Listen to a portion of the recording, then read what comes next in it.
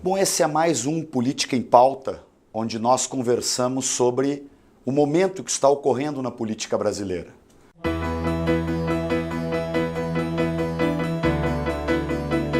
O centro do debate político hoje no país é o movimento para retirar o presidente Lula da eleição presidencial.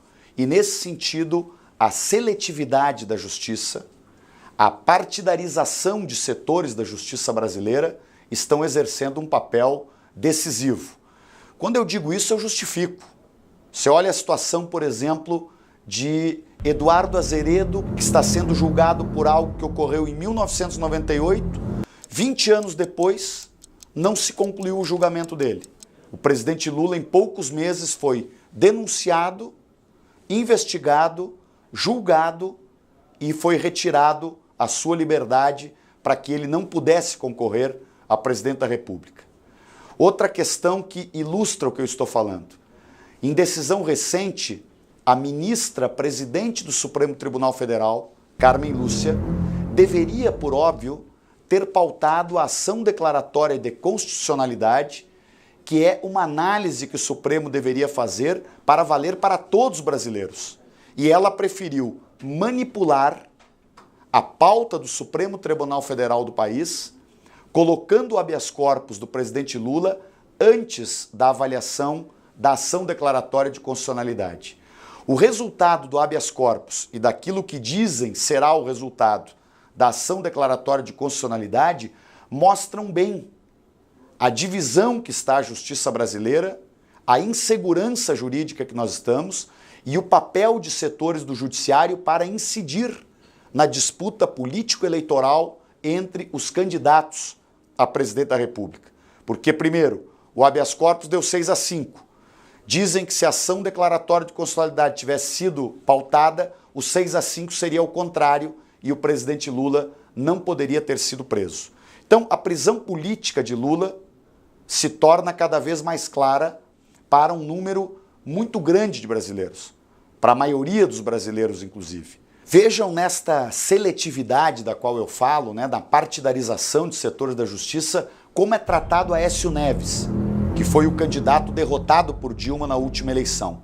Ele responde a mais de 9 processos do Supremo Tribunal Federal e o ministro Alexandre Moraes, que foi filiado ao PSDB, que foi indicado por Temer neste acordo, Aécio, Temer, PSDB, PMDB. É um acordo, botar o Michel, um grande acordo nacional, com o Supremo, com todo mundo. Envia para a primeira instância da Justiça Estadual um dos processos de Aécio, com a clara intenção de protegê-lo.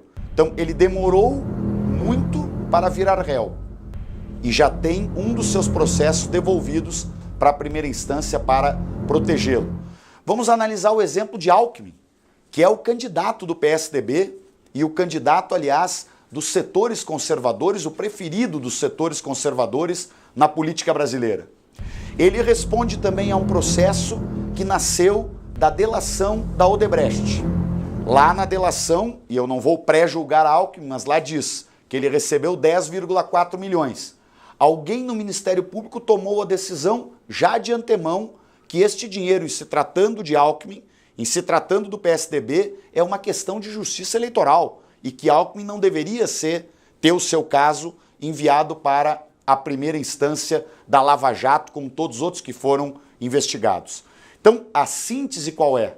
Nós estamos vivendo uma situação na política brasileira onde o candidato favorito do campo popular, da centro-esquerda do país, que é o presidente Lula, que vence em todos os cenários em que se simulam pesquisas de segundo turno, é retirado de forma assodada, sem nenhuma prova e sem ter cometido nenhum crime, é preso para ser afastado da eleição. E o candidato da centro-direita, o preferido, no caso Alckmin, é protegido de todas as formas de um conjunto de denúncias importantes sobre as quais ele deve ser investigado, enviando o caso dele para a primeira instância da Justiça Eleitoral. Então ninguém vai me convencer de que estes setores do judiciário não estão atuando de maneira descarada na disputa pelo poder, incidindo na eleição que deve ser uma eleição livre e democrática. Aliás, eu concluo com isto. Se tem um desafio que o Brasil tem neste momento, é o de garantir uma eleição livre, democrática, que possa repactuar o país no próximo mês de outubro. E uma eleição livre e democrática, ela exige o direito de Lula ser candidato e que o povo brasileiro possa escolher os caminhos de quem ele quer ver presidindo o nosso país.